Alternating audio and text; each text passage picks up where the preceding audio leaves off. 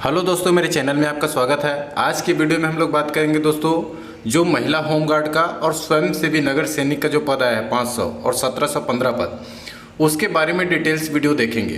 क्योंकि अभी जो नोटिफिकेशन जारी हुई उसमें पदों का विवरण है और वहाँ पे ये बोल दिया गया है दोस्तों कि ये नियमित पद नहीं है, नियमित सरकारी भर्ती नहीं है।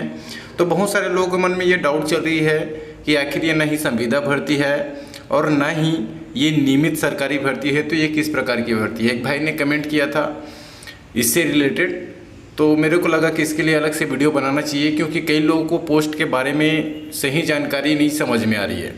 ठीक है, तो आखिर ये पद है क्या चीज़, इनका सैलरी एक्चुअल में अभी कितना मिलता है, क्योंकि 2023 में बढ़ाया गया है। साथ में इसका फिजिकल डिटेल्स भी हम लोग देखेंगे कि कितने मिनट में आपको दौड़ना पड़ेगा, कितनी लंबी कूद लगानी पड़ेगी, ये सारी चीज़ें जानकारी हम लोग देखेंगे। और इसका पदोन्नति कैसे होता है, कौन कौन से पद में पदोन्नति होता है, ये सारी चीज़ें हम लोग देखने वाले हैं।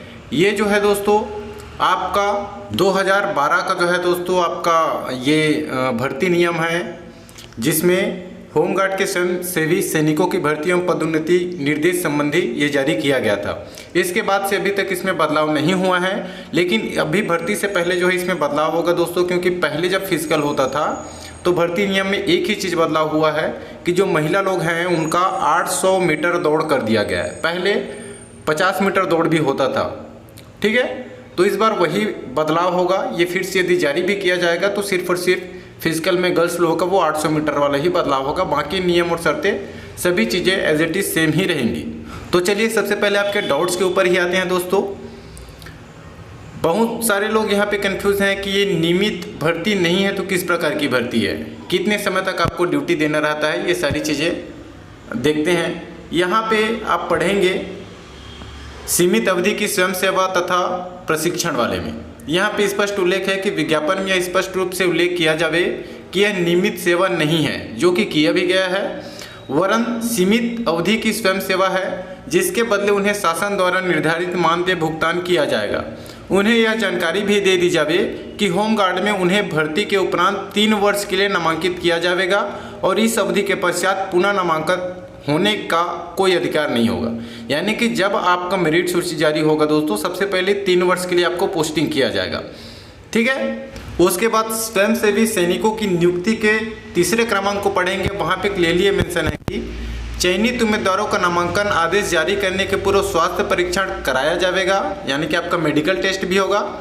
पूर्ण रूप से स्वस्थ पाए गए उम्मीदवारों को प्रथम 3 वर्ष के लिए संस्था में नामांकित किया जाएगा। पहले 3 वर्ष के लिए किया जाएगा, उसके पश्चात प्रत्येक 3 वर्ष में स्वयंसेवी सैनिकों की अनुशासन एवं ड्यूटियों की पुनः नामांकन समिति द्वारा समीक्षा की जाएगी।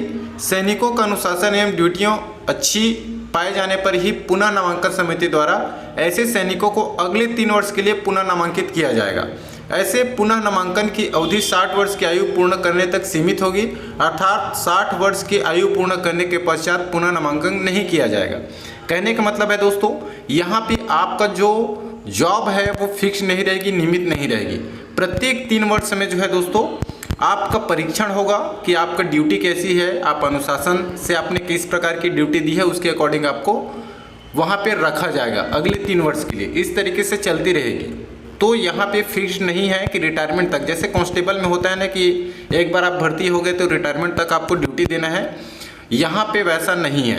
हो सकता है आप 3 वर्ष के बाद निकल जाएँ, हो सकता है कि आप 6 वर्ष जाएं, यानी कि अगले नामांकन मौका मिल जाए, आपका नामांकन आ जाए।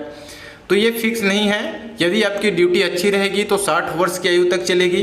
ठीक है, ये आपकी ड्यूटी के ऊपर डिपेंड करता है, साथ में आपका पदोन्नति भी डिपेंड करेगा। आगे हम लोग इसके बारे में देखेंगे। तो यहाँ से मेरे ख्याल से आपको क्लियर हो गई है कि क्यों इसको नियमित भर्ती नहीं कहा जाता है, नियमित सरकारी भर्ती। ये सरकारी भर्ती ही है, लेकिन नियमित सरकारी भर्ती नहीं है। सबसे पहले 3 वर्ष की कार्य अवधि के लिए आपको लिया जाएगा। ठीक है, और 3 वर्ष के बाद यदि बहुत सारे लोग यहाँ पे निकल जाते हैं, आपकी ड्यूटी अच्छी रही तो आपको अगले 3 वर्ष के लिए फिर से मौका दिया जाएगा। ठीक है, प्रक्रिया 60 वर्ष की आयु पूर्ण होने तक चलती रहेगी। तो इसीलिए इसको नियमित सरकारी भर्ती नहीं कहा जाता है। चयनित उम्मीदवारों को प्रशिक्षण प्रारंभ होने के 5 दिवस के भीतर उपस्थित होना अनिवार्य होगा। यदि उम्मीदवार 5 से अधिक एवं 7 दिवस के भीतर प्रशिक्षण के लिए उपस्थित होता है तो संभागीय सेनानी की अनुमति से ही प्रशिक्षण में शामिल किया जा सकेगा। 7 दिवस से अधिक होने पर महानिदेशक नगर सेना की अनुमति आवश्यक होगी। प्रत्येक चयनित अभ्यर्थी को 34 कार्य दिवस का बेसिक प्रशिक्षण प्राप्त करना अनिवार्य होगा। यहाँ पे जो आपको ट्रेनिंग होगी दोस्तों, जैसे कांस्टेबल में होती है ना 9 महीने की, कुछ भी फोर्सेस में जो है 1 साल तक की होती है, ACF में 1.5 साल की होती है, लेकिन यहाँ पे दोस्तों आपका 1.5 महीने तक का ही मैक्सिमम होता है ट्रेनिंग। तो ये भी आपको समझ में आ गई होगी अब कि आपका ट्रेनिंग जो है कितने दिन का होगा, 34 कार्य दिवस का बेसिक प्रशिक्षण प्राप्त करना अनिवार्य होगा। ज़्यादा से ज़्यादा 1.5 महीने का होता है। वर्गीकरण, वेतमान इत्यादि, इसके वेतमान के संबंध में आगे हम लोग बात करेंगे दोस्तों। तो ये हमारे काम की चीज़ें अभी फिलहाल नहीं है, तो इसको हम लोग स्किप करते हैं, आगे बढ़ते हैं। अब फाइनली आपकी सैलरी की बात करते हैं दोस्तों। तो अभी हाल ही में जो सैनिक है, ये स्वयंसेवी सैनिक यानी कि नगर सैनिक की सैलरी है, जिसमें वृद्धि की गई है 2023 को, 30/5/2023 को ही पिछले साल आपकी सैलरी बढ़ाई गई है। पहले सैलरी थी 13,200 रुपये, अभी 2022 तक, ये 30/5/2023 से पहले तक सैलरी जो है 13,200 रुपये थी, 6,300 रुपये इसमें बढ़ाया गया है। और अभी वर्तमान सैलरी जो मिल रही है दोस्तों 19,500 आपकी एक्चुअल सैलरी है, जो कि कांस्टेबल के ही बराबर है। बस फर्क यही है कि ये जो है नियमित सरकारी भर्ती नहीं है, जबकि कांस्टेबल जो है नियमित गवर्नमेंट जॉब है। ठीक है, तो सैलरी में कोई डिफरेंस नहीं है यहाँ पे। ये मेरे ख्याल से आपको अभी समझ में आ गई होगी कि सैलरी इंक्रीमेंट इसका कितना है, अभी हुआ है, इंक्रीमेंट हुआ है। 2012 में दोस्तों ये 5,585 समथिंग थी, फिर बढ़कर इतनी हुई थी, और अभी हाल ही में पिछले साल 6,300 रुपये बढ़ाया गया है। अब 19,500 रुपये इसकी सैलरी मिलती है। अब इसके कार्य एवं कर्तव्य को समझ लेते हैं दोस्तों कि इसके क्या कार्य होते हैं। बहुत सारे लोगों को यही समझ में नहीं आएगा कि ड्यूटी कहाँ कहाँ पे लगती है।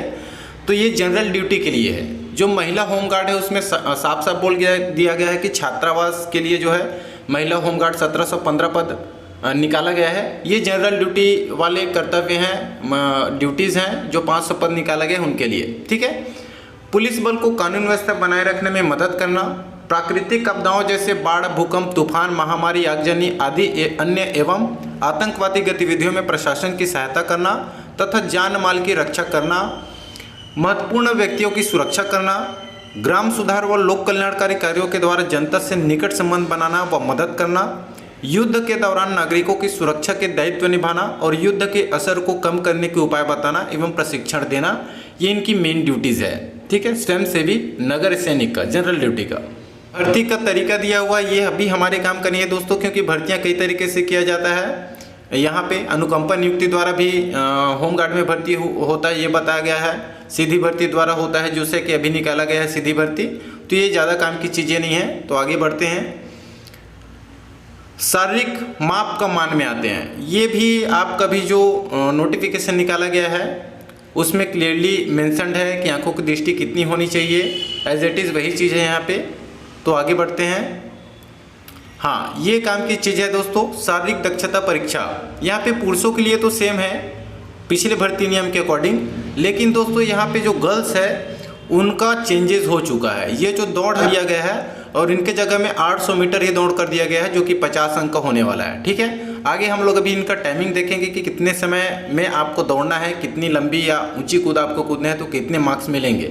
ठीक है, 100 मार्क्स के आपके होने वाले हैं। ये तो हमने नोटिफिकेशन के अकॉर्डिंग देख लिया है, जिसमें यहाँ पे भी ये मेंशन किया गया इस भर्ती नियम में कि 50% अंक जो है, जो सामान्य कैटेगरी वाले हैं उन अभ्यर्थियों को लाना ही अनिवार्य है, और जो 40% है अनुसूचित जनजाति यानी कि ST, SC और OBC को लाना कंपलसरी है। तभी आप जो है आपका रिटर्न एग्जाम में बैठ पाएंगे।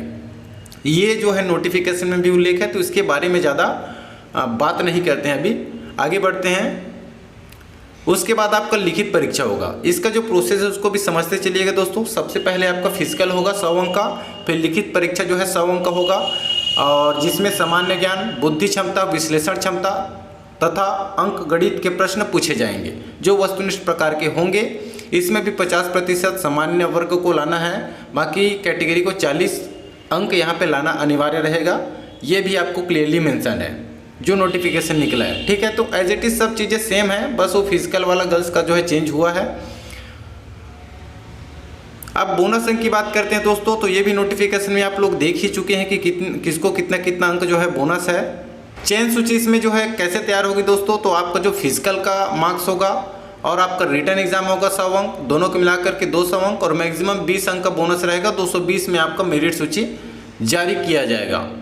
भर्ती के लिए पात्रता की शर्तें भी ये तो वहाँ पे भी मेंशन है, सेम चीज़ है जो नोटिफिकेशन में है, ठीक है। इसको भी हम लोग स्किप करते हैं, ये अभी हमारी काम की चीज़ें नहीं है। आप चाहें तो उसके स्क्रीनशॉट ले सकते हैं, या तो फिर मैं टेलीग्राम चैनल पर इसका पूरा PDF डाल दूंगा 19 पेज का, जा करके आप अच्छे से आराम से पढ़ सकते हैं। ये चीज़ें जो है नोटिफिकेशन में भी उल्लेख है, कोई चेंजेस नहीं है। उम्र भी 19 से 40 वर्ष इसमें भी है, ठीक है। ऊंचाई वगैरह के बारे में कुछ चेंजेस नहीं है। ये इंपॉर्टेंट चीज़ें हैं दोस्तों जो आपको नोटिफिकेशन में नहीं देखने को मिलेगा, ठीक है। तो उस समय जब भर्ती हुई थी उसके अकॉर्डिंग भर्ती नियम में है दोस्तों, आपका जो पुरुष है, गर्ल्स वालों को आप दौड़ छोड़ दीजिएगा दोस्तों, क्योंकि ये तो चेंजेस हो गई है। 800 मीटर दौड़ना है 50 अंक, तो इसको ध्यान मत दीजिएगा अभी। जब इसके लिए अभी फिर से जारी किया जाएगा तो पता चल जाएगा कितने समय में गर्ल्स लोगों को 800 मीटर होने वाला है, कितने समय में कंप्लीट करेंगे तो कितना मार्क्स। इसको देखने के लिए आप फॉरेस्ट गार्ड का या तो फिर कांस्टेबल का जो टाइमिंग है उसके अकॉर्डिंग तैयारी करते रहिए। अभी फिलहाल पुरुष की बात करते हैं, ये चेंजेस नहीं है, ये ऐसा ही होगा, ठीक है। 25 में 25 अंक पाना है पुरुष अभ्यर्थी को 100 मीटर दौड़ में, तो 13 सेकंड में कंप्लीट करना है। यदि 14 सेकंड में कंप्लीट करते हैं तो 20 अंक मिलेगा 25 में से। 15 सेकंड में कंप्लीट करते हैं तो 15 अंक, 16 सेकंड में कंप्लीट करते हैं तो 12 अंक, और 16 सेकंड से अधिक समय लगाते हैं 16 मीटर में तो 0 अंक यहाँ पे मिलने वाला है। अब पुरुष के लिए 800 मीटर दौड़ देखते हैं, तो 800 मीटर दौड़ में 25 में 25 आपको पाना है, तो 2 मिनट 30 सेकेंड तक उसके अंदर में आपको दौड़ना पड़ेगा, ठीक है। 2 मिनट 40 सेकेंड लगा देते हैं, वहाँ तक आपको 20 नंबर दिया जाएगा। यदि 800 मीटर को 2 मिनट 50 सेकंड तक में दौड़ते हैं तो 15 नंबर आपको मिलेगा। 3 मिनट तक में 12 अंक है, और 3 मिनट से अधिक दौड़ेंगे तो 0 अंक मिलेगा। अब लंबी कूद की बात करें दोस्तों, तो यदि आप 5 मीटर या अधिक तक कूदेंगे तब आपको 25 में 25 नंबर मिलेगा लंबी कूद में पुरुष अभ्यर्थी को। 4 मीटर 50 सेंटीमीटर में 20 अंक, 4 मीटर तक में 15 अंक, 3 मीटर 50 सेंटीमीटर तक में 10 अंक है, 3 मीटर 25 सेंटीमीटर तक में 5 अंक है, और उससे कम कूदते हैं तो 0 नंबर ये पुरुष के लिए है। इधर महिलाओं के लिए है 3 मीटर 75 सेंटीमीटर या उससे अधिक कूदेंगे तब आपको 25 में 25 दिया जाएगा। 3 मीटर 25 सेंटीमीटर तक कूदेंगे तो 20 अंक, 2 मीटर 75 सेंटीमीटर तक में 15 अंक, 2 मीटर 25 सेंटीमीटर तक कूदेंगे तब आपको 10 अंक दिया जाएगा, और 2 मीटर तक में 5 अंक। उससे कम कूदते हैं तो गर्ल्स लोगों के लिए 0 नंबर है, ठीक है। अब ऊंची कूद की बात करें कि कितना ऊंची कूद कूदना है, पहले पुरुष की बात करते हैं तो 1 मीटर 50 सेंटीमीटर यानी 1.5 मीटर की हाइट आप कूदते हैं तो 25 में 25 अंक है। 1 मीटर 40 सेंटीमीटर तक में 20 अंक है। 1 मीटर 30 सेंटीमीटर तक कूदते हैं ऊंची कूद तो 15 अंक है। 1 मीटर 20 सेंटीमीटर तक में 10 अंक है, और 1 मीटर 10 सेंटीमीटर तक में 5 अंक है। उसके नीचे कूदते हैं तो 0 अंक है, ठीक है। वहीं गर्ल्स के लिए बात करें ऊंची कूद की तो 1 मीटर 20 सेंटीमीटर तक में 25 अंक पूरा में पूरा नंबर है। 1 मीटर 15 सेंटीमीटर तक में 20 अंक, 1 मीटर 10 सेंटीमीटर तक में 15 अंक है, और 1 मीटर 5 सेंटीमीटर तक में 10 अंक है, और 1 मीटर तक में 5 अंक है। गर्ल्स लोग के लिए 1 मीटर तक में स्टार्ट है, पहला स्टेप है 1 मीटर। उससे नीचे आप कूदते हैं तो गर्ल्स लोग को यहाँ पे 0 नंबर दिया जाएगा।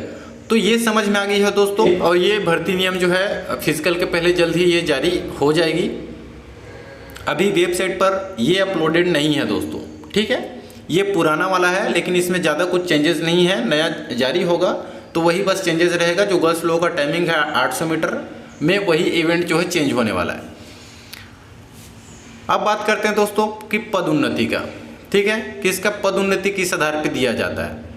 तो पदोन्नति हेतु निर्धारित सेवा काल पूर्ण करने वाले स्वयंसेवियों के अभिलेखों का पदोन्नति समिति द्वारा छानबीन की जाएगी, जिसके मापदंड निम्नानुसार होगी। यहाँ पे बताया गया है कि स्वयंसेवी प्लाटर कमांडर से स्वयंसेवी कंपनी कमांडर के पदोन्नति प्रक्रिया में विगत 5 वर्ष के गोपनीय चरित्र वाला को परीक्षण में लिया जाएगा। यानी कि आपको पदोन्नति के लिए फिक्स से परीक्षण लिया जाएगा आपका, ठीक है। अब यहाँ पे जो पदोन्नति दिया जाएगा दोस्तों, वो आपकी ड्यूटीज़ के अकॉर्डिंग भी दिया जाएगा। जैसे कॉल और ड्यूटी का प्रशिक्षण में उपस्थिति के अधिकतम 10 अंकों में से पिछले 3 वर्षों में 90% या उससे अधिक उपस्थिति है आपकी ड्यूटी में, जो है कितने प्रतिशत आपकी उपस्थिति है वहाँ पे वो देखा जाएगा। और 90% उपस्थिति पर 10 अंक दिया जाएगा। 80% में या 89.9% उपस्थिति में 8 अंक। 70 से यदि 79.9% उपस्थिति है तो 5 अंक दिए जाएंगे। वो वहाँ के लिए बोनस अंक रहेगा। जो प्रशिक्षण आपका होगा वहाँ पे भी शारीरिक कौशल वहाँ पे लिया जाता है पदोन्नति के लिए, तो वहाँ पे ये अलग से दिया जाएगा आपको। तो और भी यहाँ पे डिटेल्स दिया हुआ है, इनके बारे में अभी ज़्यादा जानना जो है ज़रूरी नहीं है दोस्तों। सीधा हम लोग पहुँचते हैं कि आपका पदोन्नति किस चीज़ में होता है। जैसे आप टिक गए, यहाँ पे फिक्स तो नहीं है कि हर किसी का पदोन्नति होगा। कुछ लोग 3 वर्ष के लिए सबसे पहले आपको ड्यूटी लिया जाएगा, 3 वर्ष की कार्यवधि के लिए आपका ड्यूटी लिया जाएगा, ठीक है। 3 वर्ष के लिए आपकी पोस्टिंग रहेगी सबसे पहले, उसके बाद फिर से प्रशिक्षण होगा, तो फिर आप अच्छे पाए जाएंगे, आपकी ड्यूटीज़ अच्छी रहेगी, 3 वर्ष फिर मौका दिया जाएगा और ये क्रम 60 साल तक चलते रहेगा। ये हमने पिछले समय अभी कुछ समय पहले देखे हैं, ठीक है। तो जैसे जैसे आपका मिलते जाएगा, जैसे 5 साल में जो है आपका स्वयंसेवी सैनिक से पदोन्नति किस में होता है, स्वयंसेवी लांस नायक से होगा। और 3 वर्ष से फिर 3 वर्ष बढ़ाया जाएगा, तो दोनों मिलाकर 6 वर्ष होगा। यानी कि 5 वर्ष बाद दूसरे जब आपको मिलेगा नामांकन, उस समय आपको पदोन्नति हो जाएगा स्वयंसेवी लांस नायक में। उसके बाद स्वयंसेवी लांस नायक से किसमें पदोन्नति होता है, स्वयंसेवी नायक में। फिर स्वयंसेवी नायक से पदोन्नति होता है स्वयंसेवी हवलदार में। और यहाँ पे न्यूनतम सेवा काल दिया हुआ है, ठीक है। ये न्यूनतम सेवा काल आप पूरा कर लेते हैं तो फिर से आपको पदोन्नति दिया जाएगा। स्वयंसेवी हवलदार से स्वयंसेवी कंपनी हवलदार, मेजर कंपनी क्वार्टर मास्टर ये बनता है। और उसके बाद इससे स्वयंसेवी प्लाटर कमांडर बनाया जाता है। उसके बाद 5 वर्ष बाद स्वयंसेवी कंपनी कमांडर बनाया जाता है।